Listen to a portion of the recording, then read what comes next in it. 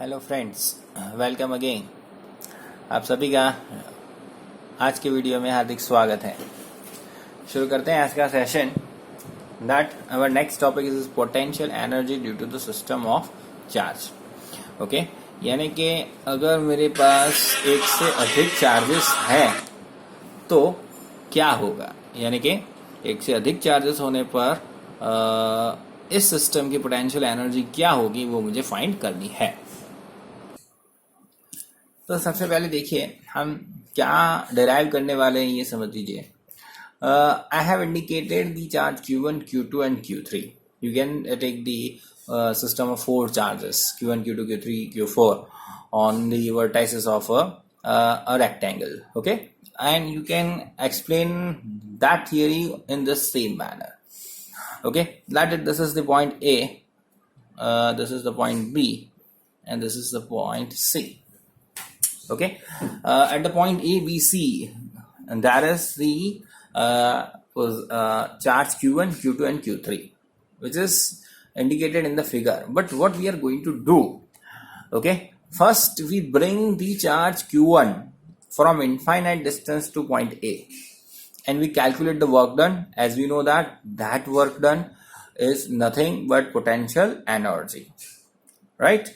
Okay, so from infinite to the point Q1 to the point A, no work done is required to establish a charge at the point A, because according to the definition of the potential or potential energy, you can say simply integration A to B, okay, infinite to that distance E into dr.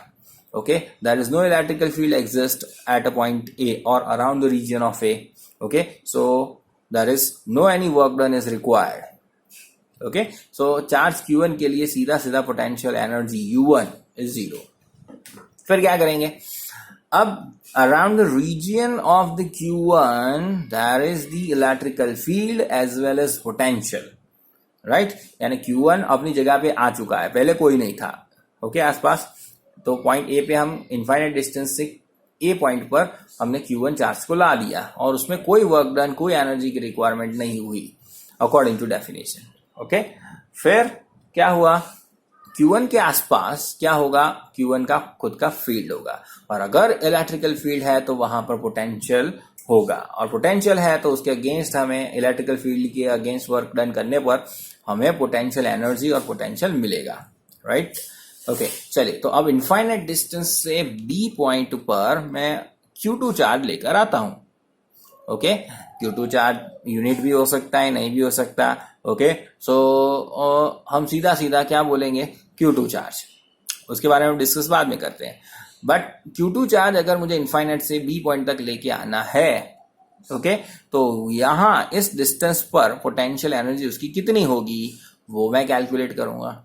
ठीक है, अब देखिए C point पर तीसरा charge लाने के लिए क्या होगा कि अब Q1 भी है, Q2 है, दोनों के दोनों इस पॉइंट पे पोटेंशियल क्रिएट करेंगे या फिर इलेक्ट्रिकल फील्ड करेंगे, और कंबाइंड जो फील्ड है उसके अगेंस्ट वर्क डन करके हमें इनफाइनाइट डिस्टेंस से चार्ज को C पॉइंट तक लाना है, और उसके लिए जो वर्क डन करना पड़ेगा वो उसके फॉर्म में या उस Q3 चार्ज में as in potential energy store होगा।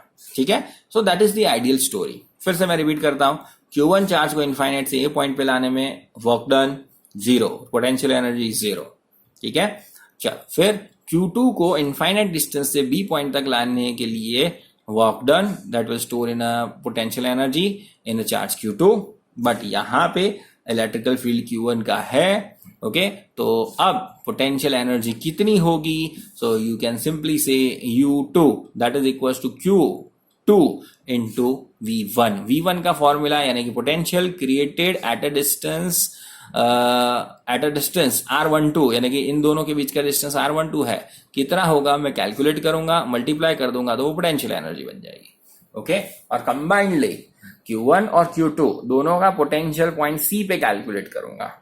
ओके, दोनों का कंबाइन यानी कि V1 प्लस V2 सिंपल यहां पर, और चार्ज कौन सा लेकर आए हम, Q3, तो that is would be U3। Okay, तो U1 plus U2 plus U3 करो, टोटल पोटेंशियल एनर्जी हो गई आपकी, राइट? पता चला? चलिए अब एक वो स्टेप बाय स्टेप लिखते हैं इसे। तो सबसे पहले मैंने रिलेशन लिख दिया है। So relation between potential energy and potential okay of a charge Q, that is U R is equal to V into Q, Q into V आप कह सकते हो। ओके ये हमारे पास है। अब क्या करेंगे, first we bring the charge Q1 from infinite distance to a point A, and there is no any work done is required because there is no any existence of a electrical field। चलिए मैं लिखता हूं, फिर आगे बढ़ते हैं। चलिए देखिए मैंने लिख दिया है, here first we bring the charge Q1 from infinite distance to point A, okay, and there is no any electrical field around the region of A, so work done is zero, work done is zero। तो अगर work done zero है तो potential energy भी store नहीं होगी, सो potential energy is also zero. ठीक है, एक काम हो गया।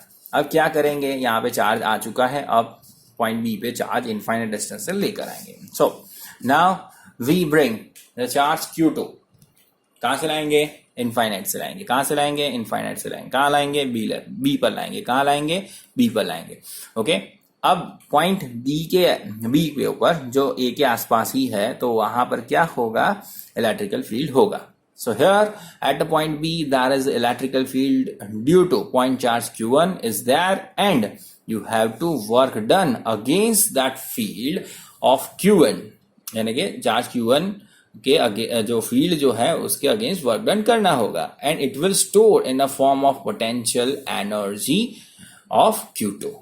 ओके, यहां पे लिख देते हैं ऑफ चार्ज Q2, यानी कि Q2 के पोटेंशियल एनर्जी के फॉर्म में स्टोर हो जाएगी। ठीक है, तो पोटेंशियल एनर्जी किसकी है, Q2 की है। ओके, और पोटेंशियल एनर्जी का फॉर्मूला क्या है, U is equal to Q into V. Okay, so Q2 into V1। V1 क्यों लिखा, because there is a potential of the charge Q1 is there. अब V1 का फॉर्मूला क्या होगा, यहां से देखिए, यहां से यहां इस डिस्टेंस का पोटेंशियल कितना है, you can find out that KQ by R। So here it is KQ1 divided by R, R is R12, यानी कि दोनों के बीच में डिस्टेंस कितना है, R12 है। So that is R12। अब इसके अंदर इस फॉर्मूला के अंदर हम वैल्यू पुट आउट कर देते हैं। So potential at point B, ये क्या हो गया, potential at a point B. So therefore potential energy U2 would be, U2 is equals to Q2, V1 का ये जो फॉर्मूला हमें यहाँ पे रख दिया, Q2 को अंदर मल्टीप्लाई कर दो। So therefore U2 is equals to, इसको K लिख दिया, Q1 Q2 divided by R12। Okay, चले, so that is the equation number 2 I can give, and this is the equation number 1। Okay, चलिए आगे बढ़ते हैं। So अब क्या करेंगे, इनफाइनाइट डिस्टेंस से अब हमें चार्ज कहाँ लाना है, C पॉइंट पे लाना है, right. So same way now we bring the charge Q3 from infinite distance to point C, okay, and the work done against the combined electrical field, point C पर Q1 Q2 दोनों का electrical field effect करेगा। Okay, तो दोनों का potential calculate करके यहाँ पे रखना पड़ेगा हमें। ओके, चल तो क्या होगा, so here work done against the combined electrical field of Q1 and Q2 will store in form of potential energy of charge Q3। ठीक है, चलिए मैंने लिख दिया है। तो सबसे पहले पॉइंट सी पे पोटेंशियल कितना है वो कैलकुलेट करेंगे, क्योंकि फॉर्मूला बहुत आसान है। U3 यानी potential energy of charge 3 that is equal to Q3 into potential at that point, QV है फॉर्मूला। ओके, जिस चार्ज को ले के आ रहे हैं वो Q, और V पॉइंट पोटेंशियल जिस पॉइंट पे है वो उतना। तो यहां पर पॉइंट सी पे कितना पोटेंशियल है वो कैलकुलेट करना है मुझे। तो Q1 भी यहाँ पे पोटेंशियल क्रिएट करेगा, Q2 भी पोटेंशियल क्रिएट करेगा। तो Q1 का पोटेंशियल इतने डिस्टेंस पर कितना, तो KQ यानी कि Q1 divided by R, distance कितना है R13 उनके दोनों के बीच में, और प्लस Q2 का पोटेंशियल। तो KQ2 बाय R, R कितना है 23 जितना। ओके, सो पोटेंशियल दोनों का समअप कर दिया मैंने, VC is equal to KQ1 divided by R13, KQ2 divided by R23। Okay, ये क्या हो गया, combined potential created at the point C, यानी कि C पॉइंट पर इतना पोटेंशियल है जो किसने क्रिएट किया हुआ है, Q2 और Q3 चार्ज ने क्रिएट किया हुआ है, राइट। चलिए अब formula, that is U3 is equal to Q3 into VC, यानी चार्ज Q3 को लेकर आए हैं और वहां पर जितना पोटेंशियल है उतनी क्या हो जाएगी Q3 की potential energy. Okay, so U3 is equal to Q3 into VC का फॉर्मूला जो ऊपर लिखा हुआ है वो लिख दिया हमने, KQ1 divided by R13 plus KQ2 divided by R23, K common out, Q3 अंदर, K common out, okay, Q3 अंदर, तो Q1 Q3 बाय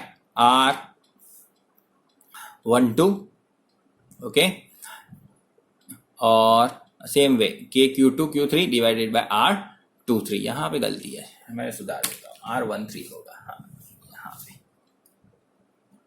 हो गया। चलिए अब टोटल पोटेंशियल एनर्जी कैलकुलेट करनी है, यानी कि U1 plus U2 plus U3।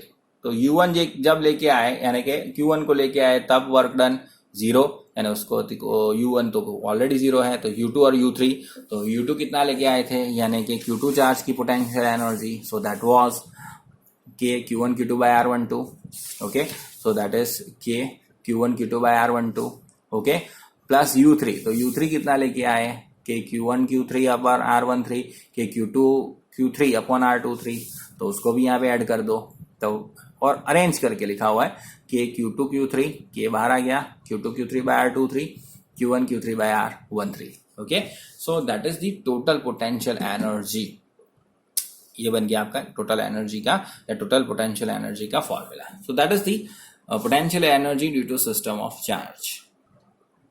चलिए नेक्स्ट पॉइंट है electrical potential energy of dipole in external electrical field. Okay, चलिए पोटेंशियल ड्यू टू डाइपोल तो हम डिराइव कर ही चुके हैं, बट आगे अगर हम इसी डाइपोल को एक्सटर्नल फील्ड में रखते हैं तो उसकी पोटेंशियल एनर्जी क्या होगी या किस प्रकार से चेंज होगी वो हम देखने वाले हैं, राइट। तो as shown in the figure, a dipole is placed in a uniform electrical field. एक डाइपोल है जो यूनिफॉर्म इलेक्ट्रिकल फील्ड में प्लेस की गई है, okay. And when you place the dipole in uniform electrical field, what it experience, यानी उस पर क्या लगेगा, फोर्स लगेगा कि टॉर्क लगेगा, सोचिए पहले, वीडियो पॉज कीजिए और फॉर्मूला याद कीजिए क्या होगा।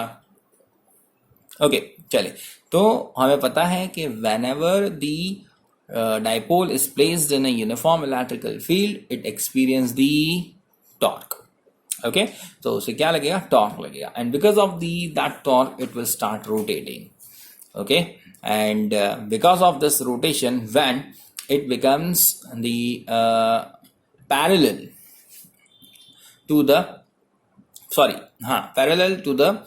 electrical field, then the torque will becomes the zero and it stop rotating। सही बात है, okay.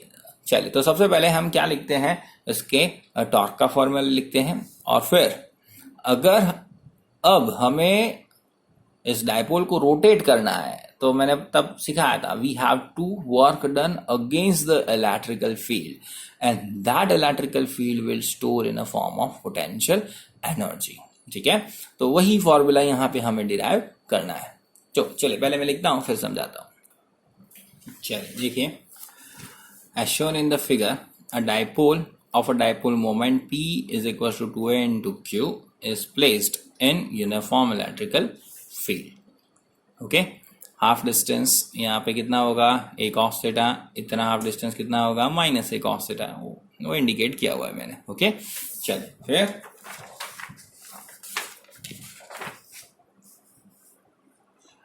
when the dipole is placed in uniform electrical field, it experiences the torque, जैसा हमें पता है, ओके, टॉर्क लगेगा उस पर।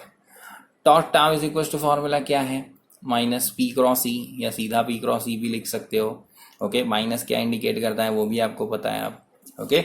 चलिए, now work done by the external torque. Okay, work done by the external torque. जैसा हमें पता है कि हमें अब उसे रोटेट करना है तो बाहर से फोर्स लगाना होगा, तो work done by external torque. Okay, to rotate it from angle theta 0 to theta 1। कहां से?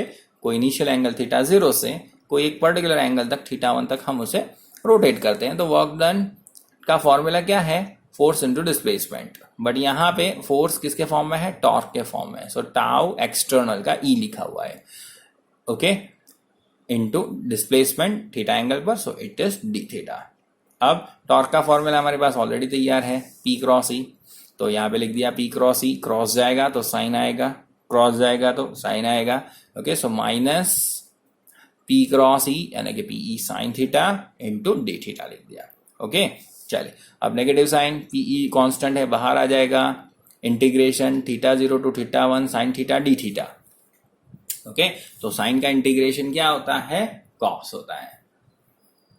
तो यहां पे मैंने लिख दिया cos theta, upper limit lower limit, upper limit minus lower limit होगा, जैसा आपको पता है। ओके, चलिए तो W is equals to upper limit क्या है आपकी? देखिए थीटा 1 माइनस कॉस थीटा 0। उल्टा कर दूंगा तो यहाँ पे जो माइनस है वो क्या हो जाएगा? कट जाएगा। ओके, तो पहले क्या आएगा? लोअर लिमिट हो जाएगा और फिर अपर लिमिट। तो यहाँ पे उल्टा ही लिखा हुआ है, मैंने डायरेक्टली माइनस काट दिया है। W is equals to PE cos theta 0 minus cos theta 1। Okay, and this work done will store in a form of potential energy. और हमने ये जो वर्क डन फाइंड किया एक्सटर्नल वर्क यानी सॉरी एक्सटर्नल टॉर्क से, जो हमने dipole को रोटेट किया, वो वर्क डन उसकी पोटेंशियल एनर्जी के फॉर्म में क्या हो गया? उसके अंदर स्टोर हो गया। ओके, अब क्या कर देते हैं? Initial theta is equal to क्या ले लेते हैं? π/2 से लेकर थीटा इक्वल टू कोई पर्टिकुलर थीटा कह देते हैं, इनिशियल एंगल। ओके, चलिए तो कॉस π/2 और cos theta 1 equal to theta लिख दिया हमने। ठीक है, अब कॉस π/2 क्या होता है? हमें पता है 0 होगा, तो यहाँ पे क्या बचेगा? खाली पीई माइनस बाहर लिख दिया कॉस थीटा। ओके, अब कॉस है तो बीच में कौन सा प्रोडक्ट लगेगा? डॉट। डॉट जाएगा तो कॉस आएगा, डॉट जाएगा तो कॉस आएगा। ओके, तो यहाँ पे कॉस थीटा है, इसके लिए मैंने डॉट लिख दिया हुआ है। So W is equal to, you can write the minus PE या P dot E, P vector dot E vector. Otherwise this is also a form of potential energy. So U theta is equal to minus P dot E. Okay, चलिए अब यहां से एक चीज check करते हैं। Cos theta की value रखो यहाँ पे, पीई कॉस थीटा होगा। Okay, so U theta is equal to हमें पता है माइनस पीई कॉस थीटा। अब कॉस π/2, कॉस π/2 इलेक्ट्रिकल फील्ड और मोमेंट, डायपोल मोमेंट का बीच का एंगल कितना है? 90 डिग्री। ओके, सो कॉस 90 क्या हो जाएगा? 0, सो दैट इज 0, बराबर। अब डायपोल मोमेंट और इलेक्ट्रिकल फील्ड का एंगल क्या है? 90 डिग्री हमने लिया हुआ है। Okay, theta is equals to π/2, तो पोटेंशियल एनर्जी 0, बराबर। और सेम टू सेम अगर U theta is equal to, अब हम क्या लेंगे? 0, so minus PE cos 0 that is minus PE, और ये क्या हो गया? मैक्सिमम। ओके, यानी डायपोल मोमेंट और इलेक्ट्रिकल फील्ड का एंगल 0 है, सेम डायरेक्शन में है इलेक्ट्रिकल फील्ड और डायपोल मोमेंट। ओके, तो अब उसकी पोटेंशियल एनर्जी क्या है? मैक्सिमम है। समझ में आया? पोटेंशियल एनर्जी मैक्सिमम होने का मतलब क्या होता है? समझिए, पोटेंशियल एनर्जी मैक्सिमम यानी स्टेडी। ओके, यानी कि इलेक्ट्रिकल फील्ड की डायरेक्शन में ही डायपोल मोमेंट होती है। ओके, तो उसके ऊपर हमने पढ़ा हुआ है कि टॉर्क क्या लगेगा? 0 टॉर्क, तो रोटेशन बंद यानी कि पोटेंशियल एनर्जी मैक्सिमम। ओके। और जब उस पर फोर्स लगेगा यानी कि एंगल क्या होगा 90 डिग्री, तो उस पर मैक्सिमम टॉर्क लगेगा, मैक्सिमम टॉर्क के ऊपर वो क्या होगा मोशन में होगा, okay. So potential energy would be zero. So reverse also you can check it out. हमारा जो ओल्ड पास्ट फॉर्मूला था और ये फॉर्मूला है, दोनों जो फॉर्मूला है पोटेंशियल के या पोटेंशियल एनर्जी के, okay. So behaviour of the dipole in electrical field के वो सारे के सारे फॉर्मूला यहाँ पे हम वेरीफाई कर सकते हैं, okay. So that was the idea about the behavior or the potential energy of the dipole in uniform electrical field, okay. चलिए टेक अ फ्लैश। हमने आज क्या क्या पढ़ा? तो सबसे पहले हमने potential energy due to the system of the charge देखा। 3 पॉइंट पर हम चार्ज बारी बारी इनफाइनाइट डिस्टेंस से लेके आए। पहला चार्ज लेने में कोई वर्क डन नहीं, कोई एनर्जी नहीं, कोई पोटेंशियल एनर्जी नहीं, तो फर्स्ट एनर्जी जीरो। दूसरा चार्ज लाने में पहले का फील्ड लगेगा, पहले का पोटेंशियल लगेगा, तो यहाँ पे पहले का potential multiply by charge, that is potential energy, okay. You can say Q2 into VB, okay. तो that will be potential energy of a charge Q2। U2 is equal to Q2 into VB, okay. चलिए ये V1 भी कह सकते हैं। सो U2 is equal to K Q1 Q2 by R12 आ गया, ओके। चलिए फिर थर्ड चार्ज लाने में हमें जो वर्क डन करना पड़ेगा, इन दोनों ने जो फील्ड बनाया उसके अगेंस्ट वर्क डन करना पड़ेगा, इन दोनों के फील्ड का पोटेंशियल भी होगा। सो VC into Q3 would be the potential energy of the charge Q3, okay. So that is you all can write in the fashion of U3 is equals to Q3 into VC। VC क्या है? दोनों का potential KQ1 by R13, KQ2 by R23, okay. तो formula रखा, simplify किया, तो यहाँ पे तीनों तीन का आंसर हो गया। सम अप करते हुए जनरल फॉर्मूला लिख दिया, U potential energy of the system of the charge U is equal to K common out sigma of IJ1 to N, but क्या कंडीशन है? I is not equal to J, यानी Q1 Q1 नहीं हो सकता, Q2 Q2 नहीं हो सकता, okay. और दूसरा कंडीशन आपको लेना हो तो it is always greater than, I is always greater than J. I की वैल्यू जो आप एक लेते हो तो फिर 2 लेनी होगी, 2 लेनी है तो फिर 3 होगी, आई की वैल्यू 2 है तो जे की वैल्यू 3 होगी, ओके। ऐसी कंडीशन के तहत आप कोई भी सिस्टम ऑफ 5 6 जितने भी सिस्टम लेते हो चार्जेस की, उसका पोटेंशियल एनर्जी इस फॉर्मूला से आप निकाल सकते हो, राइट। उसके बाद हमने potential energy of the dipole in a electrical field देखा, ओके।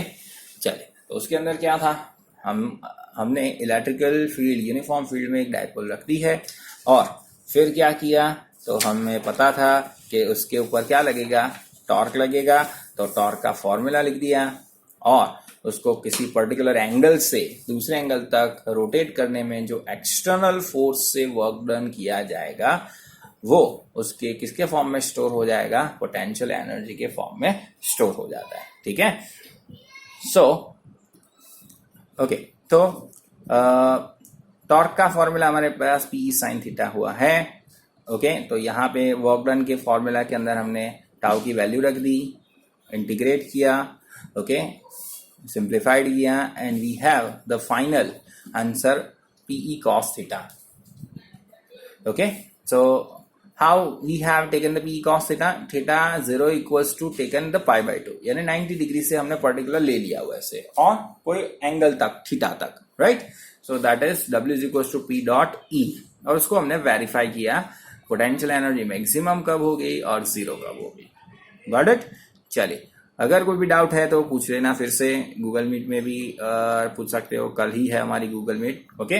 चलिए तो कल बात करते हैं, टेक केयर।